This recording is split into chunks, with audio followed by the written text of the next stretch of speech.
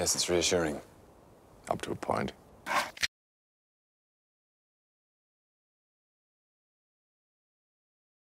Well, I'm playing the character who's described in the novel and in the story as the worst man in the world. He is, in some ways, you could say he's the devil. He's an arms dealer, very, very wealthy, very successful businessman who lives a life of great luxury, great glamour, but he does it by profiting from death and war and destruction. And he is the devil. But like the devil always, as we know, the devil must have, the devil is charming. The devil has good jokes. He's good fun to hang out with. He's, you know, his world is an enjoyable one to be in. It has to be that way, otherwise the devil wouldn't get any purchase at all on our lives.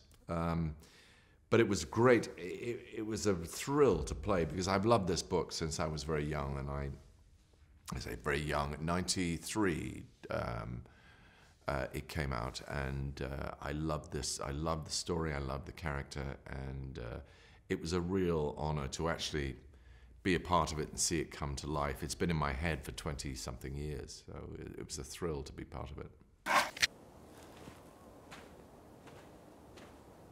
You know, a lot of people would have tossed that cigarette away when the paying customer turned up.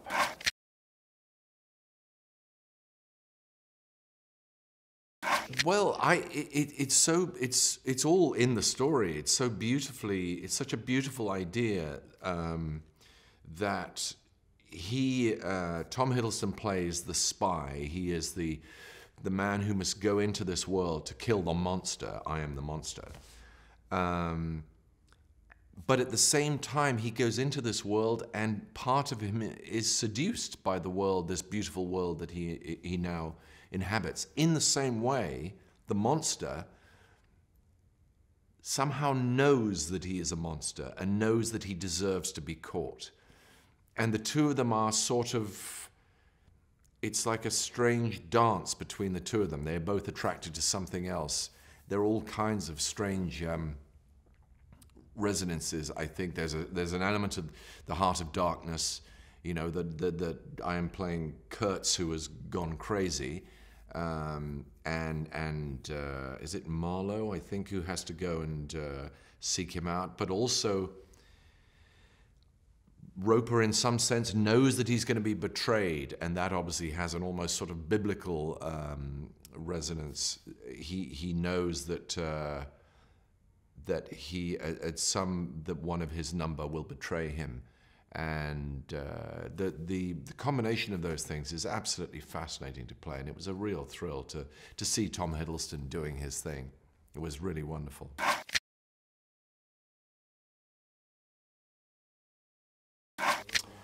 Well, I am about to start something, not quite on the same scale as House, but it's an American series that is based on a novel, but it will be more like we're doing 10 episodes instead of 24, which we would do every year. And it's a single story, so it's not just episodes, it's not just individual stories.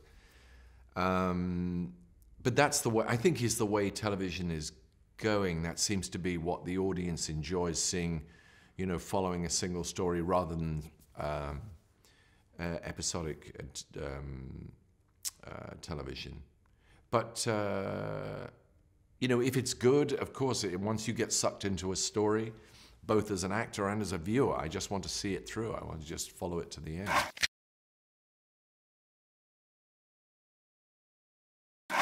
I think it probably is. I believe this is the first season that more people have watched non-broadcast television than broadcast television. It's the first time this has ever happened. And obviously Netflix and Amazon, the streaming services, have obviously got an enormous amount to do with that.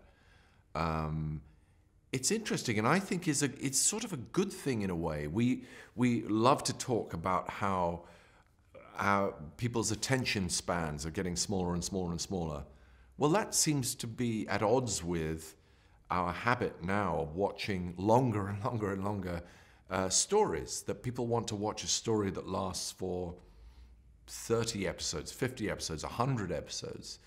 They love the continuation of a story instead of just seeing everything in little tiny fragments. So maybe, I don't know, maybe that's a good thing, and maybe it's a healthy thing. That's, after all, how we live our lives.